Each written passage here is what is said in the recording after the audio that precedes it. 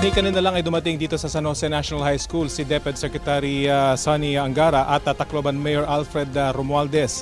Kinausap nila mga opisyal ng eskwelahan at mga opisyal ng DepEd dito sa rehiyon. Dumating din dito ang mga opisyal ng PNP at iba pang ahensya para mabigyan ng latest report si Secretary Angara. Hanggang ngayon, pinoproseso pa ng mga kawani ng Scene of the Crime Operatives o SOCO itong pinangyarihan ng pamamaril kahapon. Habang dito sa labas ng eskwelahan, nag-aabang ang ilang estudyante at kanilang mga magulang para makapasok dito sa campus para kunin ang kanilang mga naiwang gamit. Sa kaguluhan kasi kahapon ay nagtakbuhan na lahat ng mga estudyante at naiwan ang kanilang mga bag, mga cellphone at maging mga sapatos at tsinelas. Samantala ayon sa pulisya, posibleng may kinalaman sa bullying ang pamamaril dito sa San Jose National High School. Inimbestigahan na rin kung paano nakuha ng dalawang minor de edad ang mga baril na naka-issue sa isang gwardya at isang pulis. Narito ang aking report. Sunod-sunod na putok ng barilang gumulantang sa San Jose National High School sa Tacloban City. Ang mga naipit sa classroom walang nagawa kundi magtago, umalingaw-ngawang iyak at sigaw. Sadyang hindi na namin ito iparirinig dahil lubhang nakababahala. Maya-maya, tinamaan ng bala ang isang estudyanteng nasa pintuan. Pagtayo niya, duguan na ang kanyang braso. Sa labas, kita ang mga estudyanteng nagtakbuhan. Bit-bit ng lalaking ito ang isa sa mga biktima. Sa kuhang ito, kita ang pagresponde sa isa sa mga estudyante na nagtamo ng tama ng bala sa binti. Base sa investigasyon ng Tacloban City Police, dalawang estudyante na menor de edad din ang namaril. Sa hallway pa lang daw, nagpaputok na sila sa kapumasok sa classroom at walang habas na namaril. Random lang po ito na mga biktima nila. Nagpaputok din po madaming beses, hindi lang naman na yun talaga na pinuntirya yung mga estudyante na natamaan. Hindi pa raw nakontento, hinabol pa ng mga namaril ang ilang kaeskwelang nakatakbo. Tapos nakatakbo yung mga victim kaya hinabol nila. Kasi yung isa, lumusot na doon sa pader, pa-exit na. Ang anak ni Jeneline Badoria, isa sa mga nasawi sa trahedya. Noong una, inakala niyang buhay ang kanyang anak na babae. Pero nang may magsabing isang estudyanteng tugma sa itsura ng kanyang anak ang kasama sa nasawi, hinanap na ito ni Jeneline sa mga ospital. Dinaaro ko gusto ko lot at tumakasuhan an tagiyahad to nga mga pusil kay diri adto may ngadtit bata kunwaray kundad to nga kun hinot nagkuan hadto nga mga pusil hinot tagiyahad to nga mga pusil.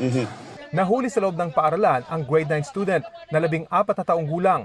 Sa hot pursuit operation naman na aresto ang 15 taong gulang na grade 10 student. Nakuha na ng dalawa ng 9mm Glock at caliber 38 na baril. Ayon sa PNP, ang 9mm na ginamit ng 14 anyos pag-aari ng kanyang tiyahin na isang pulis at naka-assign sa Police Regional Office 8. Subject policewoman is now under investigation and placed under custody of the Regional Police Office. Proven that they were remiss in the custody and safekeeping of their firearms, they will be charged accordingly. Ang kalibre 38 naman na baril na ginamit ng 15 taong gulang na trace ng PNP na nakarehistro sa isang security agency sa Cebu City. Inaalam pa kung kanino mismong guard ito naka-issue. Lumabas din sa investigasyon na 40 basyo ng bala ang na-recover sa crime scene. Bullying ang tinitinang motibo ng pulisya sa pamamaril. We're still verifying kung exactly the targets were in that classroom, but as I've said earlier, this could be connected to a bullying incident. Dahil mga menor de edad, itinuturing na children in conflict with the law o CICL ang mga namaril. Isinailalim na sila sa questioning kasama ang kanilang mga magulang.